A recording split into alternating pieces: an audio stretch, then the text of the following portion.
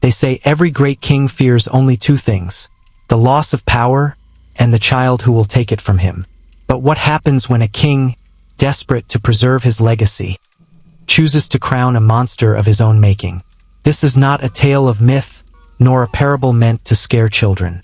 This is a buried chapter of a forgotten empire, a story scrubbed clean from official scrolls, yet still whispered by the shadows of stone ruins and blood-stained banners. It is the story of King Malrec of Varnhal, and the creature he unleashed upon the world. At the height of its glory, Varnhal was a kingdom of iron and gold, built atop a foundation of fear. The king ruled with absolute authority.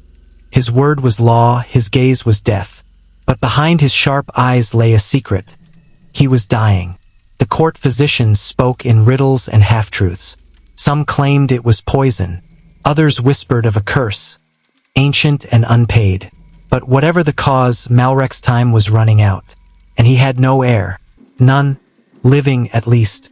He had once fathered a son, a child born under a blood moon, malformed and silent.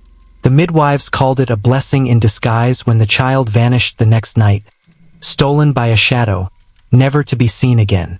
Malrec never spoke of the child again, not until the sickness came. In desperation, the king turned to the forbidden.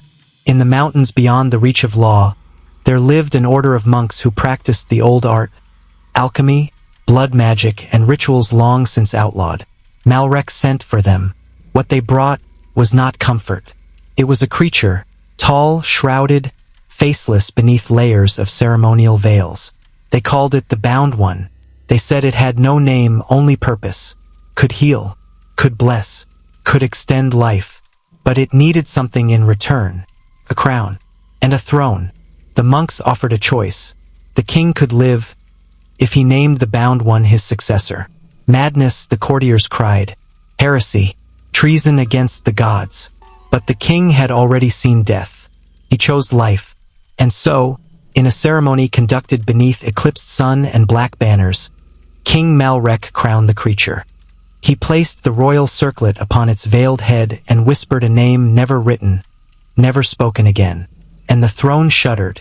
That night, the king's sickness vanished. His strength returned. His hair regrew. His voice thundered again in the court halls. But he was no longer king. The creature, silent, watchful, took his place on the throne of Varnhal. First, it did nothing. It issued no decrees, spoke no words, ate no food, simply watched, and the people rejoiced. They called it a miracle, a divine regent, a symbol of peace, until the dreams began. At first, the nightmares visited only the palace guards, then the cooks, then the nobles. Visions of endless corridors filled with teeth, of a cold whisper in their minds, "I see you." Then, one by one, the sleepers began to vanish. Entire wings of the castle were found empty, bedchambers still warm, meals untouched, no signs of struggle. The king, still youthful and vigorous, denied everything. He said the people had left, fled, rebelled, but the monster never moved, except its veils grew darker, heavier, as though soaking in something unseen.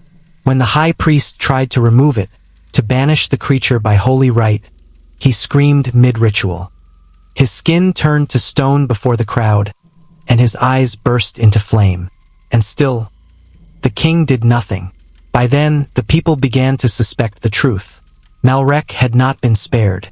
He had been replaced. A surviving maid, half-mad and burned from head to toe, claimed to have seen it.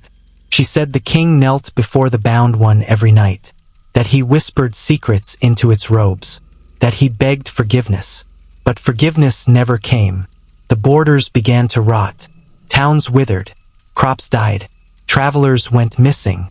The stars changed. And always, the monster watched. Then, on the eve of the next blood moon, the creature rose from the throne for the first time. It stretched its arms, too long, too many, and pointed to the king. He screamed, not in fear, but in relief. He walked forward willingly, tears in his eyes, and the monster consumed him, not with teeth or claws, but with a sound, like the tearing of time, the folding of flesh into shadow. When it ended, only the crown remained. The monster sat back upon the throne, and Varnhal was no more. The kingdom collapsed not with war, nor with famine, but with forgetting. Records faded, maps warped, roads twisted into labyrinths. The name Varnhal vanished from the tongues of men, but the throne still stands, some say, deep in the black heart of the mountain that once birthed the bound one. A throne never empty, a crown still warm, and a kingdom that whispers even now to those who would trade their soul for just a little more time. So remember this, be careful who you crown, because not all monsters come with claws. Some come veiled and waiting